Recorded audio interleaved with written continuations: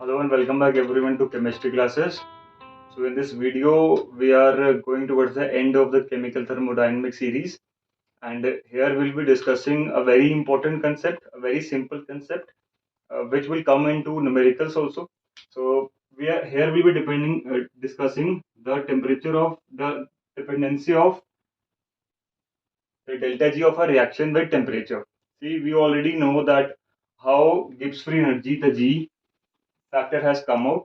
We have already discussed in our videos that G has not got any mention in the in all the four thermodynamics laws which we have studied, but it had a significance because it was telling us about the spontaneity of any reaction or any process using the parameters of the system itself. Hence, that was important. And we also got to know that G was equal to H minus Ts. Okay, this was a derivation which we calculated. We actually used the Clausius inequality to derive this. And if you have studied the seen the earlier videos also, you'll be able to recall it very quickly. And also we know that from here dg is equal to minus sdt plus vdp. Okay, so we had concluded that G is a function of temperature as well as pressure. Okay, and now in this video we will be discussing whether delta G, it will depend on the temperature. The delta G of a reaction will depend upon temperature because dG is a function of temperature, and we are here to see how is this dependency there. Okay, basically there is a question like, if we are given that for a particular reaction the delta G of that reaction is minus 16 kilojoule per mole. Okay, the delta H of that reaction is minus 24 kilojoule per mole, and the reaction is happening at 298 Kelvin. Okay, this is at 298 Kelvin. So we have been asked to calculate delta G at 700 Kelvin. Okay, so this is what we have to find out, and there is a mathematical derivation for it, and very important derivation. It is asked in many GATE as well as NET exams. Okay, so from here we'll be deriving it. Okay, we already know what is G. G is a function of temperature and pressure. G is also equal to H minus Ts. From here we can see that S or minus S is equal to G minus H by T. Okay, G minus H by T will be equal to minus S. And also we know that dG, as we written earlier, minus SDT plus VDP. Okay, यहाँ से क्या आता है कि delta G by delta temperature से dependency देख रहे हैं at constant pressure will be equal to minus S. Okay, अगर हम माइनस एस को यहाँ पर सब्स्टिट्यूट कर दें तो what we will get, very simple, we get dg by del t at constant pressure will be equal to g minus h by t. और अगर मैं इसको rearrange करूं then what I'll get g is equal to T del g by del t at constant pressure plus h.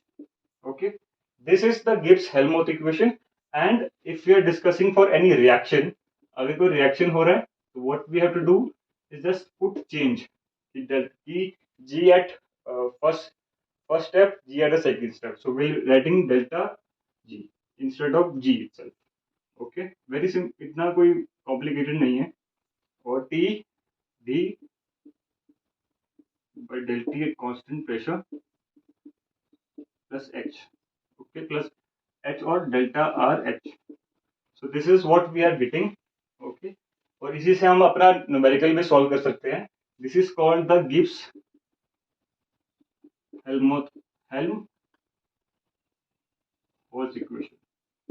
Okay, so this is called the Gibbs-Helmholtz equation. It is telling us about the dependency of G with temperature. यहाँ से थोड़ा clear उतना नहीं हो पा रहा है क्योंकि यहाँ पर एक कांस्टेंट टेम्परेचर आ रहा है, डेल्टा एच आ रहा है, तो हम इससे क्लियरली नहीं बता पा रहे हैं.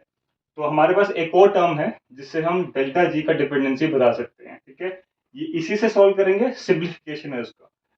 कैसे क्या करना है, हमको करना है del by del T. Okay, of delta G by T at constant pressure. ठीक है, अगर आप ये निकालेंगे तो और इसको सिंप्लीफाई करेंगे मैथमेटिकली तो हमारे पास इसका आंसर आ जाएगा। देखिए कैसे निकाल सकते हैं हम इसको।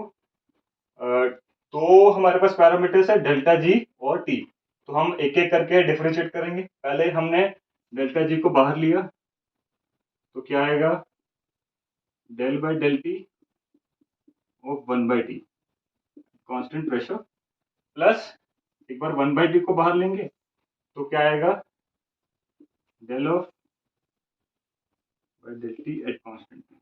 ठीक है, अगर मैं del del 1/t of del T करूं तो क्या आएगा, माइनस टी स्क्वायर।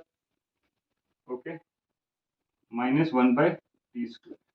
ठीक है, ये हमारा रहा है इसका इक्वेशन। ठीक है, और अगर मैं यहाँ से del G by del T यहाँ से अगर मैं सब्स्टिट्यूट कर दूं तो क्या आ जाएगा, या फिर यहाँ पर ये भी सब्स्टिट्यूट कर सकता हूँ मैं। लीव फॉर 1 सेकेंड, या तो मैं ये सब्स्टिट्यूट कर सकता हूँ या तो मैं ये सब्स्टिट्यूट कर सकता हूँ। 1/t है ये बेसिकली, बट और हमारे पास यहाँ पर t है, तो बेटर ये है कि मैं यहाँ पर डेल्टा जी सब्स्टिट्यूट करूँ। तो अगर मैं डेल्टा जी सब्स्टिट्यूट करूंगा तो क्या हो जाएगा, ये आ जाएगा t del bye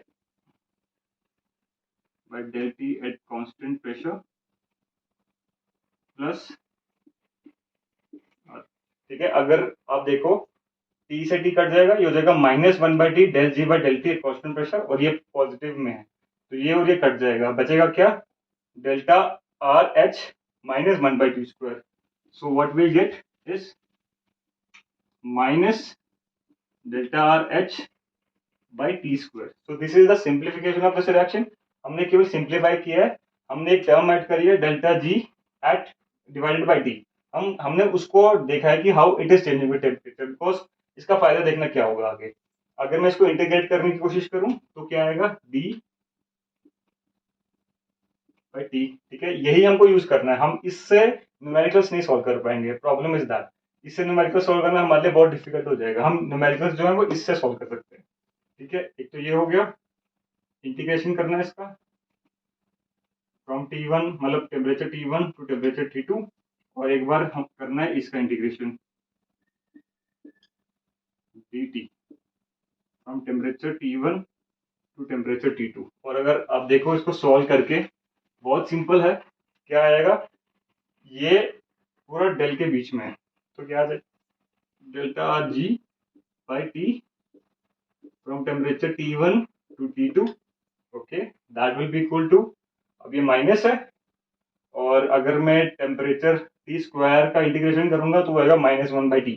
so what I get is, I am assuming delta H as independent of temperature at for this moment, and I'll be getting 1/t from T1 to T2। ठीक है, अगर आप इसको फर्दर सिंप्लीफाई करोगे तो what you will get is this, you will get is delta G at temperature 2, okay, at the second temperature, minus delta RG at temperature 1 by T1 will be equal to delta RH by 1 by T2 minus 1 by T1। So using this particular equation, अगर आप ये equation use करेंगे तो using this particular equation you can solve our numerical, we can solve our numerical। numerical में क्या था, numerical में delta G 1 दिया है, ओके, T1 दिया है which is 298, delta R H दिया है, ओके, और T2 दिया है, T2 is 700 Kelvin। So this is given, this is given, this is given, this is given, this is given, this is given, what we have to calculate is this। and आप अपने लिए calculate करना back जाकर कि क्या क्या मैंने parameters दिए थे, तो आप ये चीज फाइंड करेंगे कि डेल्टा जी था एट 700 केल्विन जो था, अभी जो डेल्टा जी आ रहा है 700 केल्विन पे, दैट विल बी पॉजिटिव। ठीक है, अगर आप देखेंगे तो मैंने आपको डेल्टा जी का पैरामीटर दिया था at 298 kelvin, that was basically negative. ठीक है, अब क्या हो रहा है कि क्योंकि ये रिएक्शन एक्सोथर्मिक थी, ठीक है, क्योंकि ये रिएक्शन एक्सोथर्मिक थी, हमने क्या किया, टेम्परेचर और बढ़ा दी। अब टेम्परेचर बढ़ाने से क्या हुआ कि डेल्टा जी जो था वो पॉजिटिव होता जा रहा है, it is becoming positive, with increase in temperature. इसका मतलब ये है कि अगर कोई रिएक्शन एक्सोथर्मिक है और हम उसका टेम्परेचर बढ़ा रहे हैं, तो उस रिएक्शन की प्रोसीड होने की प्रोबेबिलिटीज जो है वो स्पॉन्टेनियस से नॉन स्पॉन्टेनियस हो जाएगी, मतलब प्रोबेबिलिटीज जो है उसकी कम होती जाएंगी।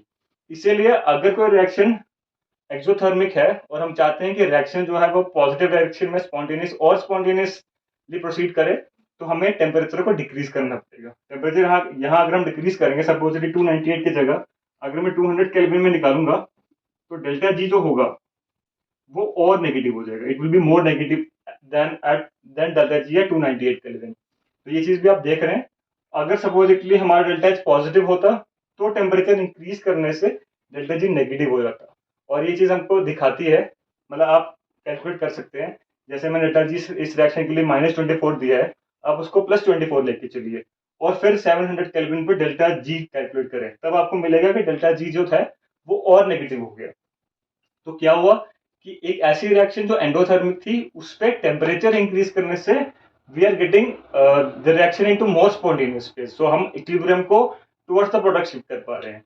अगर डेल्टा जी नेगेटिव है, टेम्परेचर हमको कम करना है ताकि हमारा जो इक्विलिब्रियम है वो प्रोडक्ट की तरफ शिफ्ट करे। तो ये ली चैटलियर प्रिंसिपल का भी एक पार्ट है, जो कि जब हम केमिकल इक्विलिब्रियम स्टडी करेंगे तब हम इस चीज को और भी डिटेल में देखेंगे। But this is putting the foundation of why should the temperature decrease if we want a reaction to proceed in spontaneously towards the towards towards the product, and when the reaction is exothermic. तो ठीक है, exothermic reaction के लिए क्या होगा ये चीज हमने देखी है। ज्यादा बड़ा कंसेप्ट नहीं है गिब्स हेल्महोल्ट्ज इक्वेशन का, बट याद ये रखना कि जो हमने गिब्स हेल्महोल्ट्ज इक्वेशन सिंप्लीफाइड करी थी, उससे सॉल्व करना डिफिकल्ट है।